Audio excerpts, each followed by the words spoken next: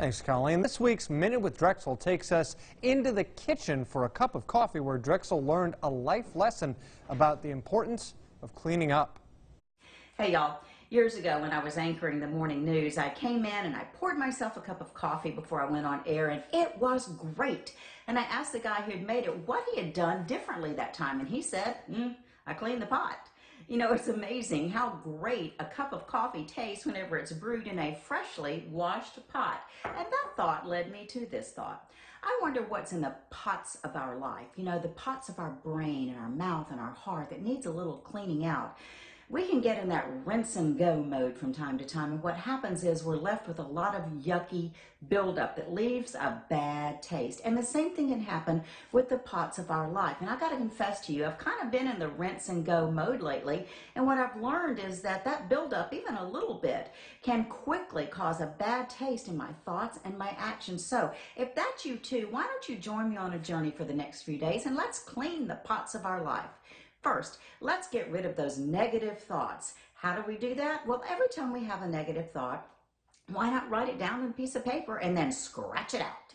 And then replace it with a positive thought. If you need an example, try this one. Negative, I just don't have enough time.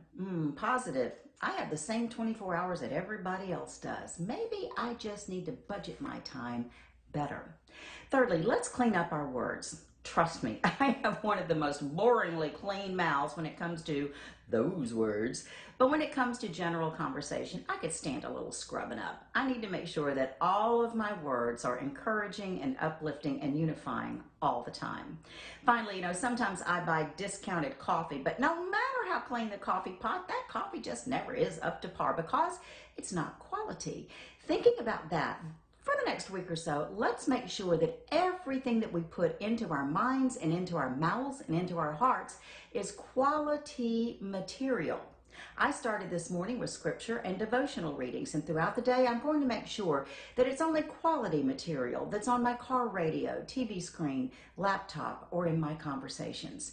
You know, if we do all of this, it might be really cleansing for us, and it also might lead to some really nice habits. And to think, it all started with a cup of coffee brewed in a freshly washed pot. And that's your Minute with Drexel.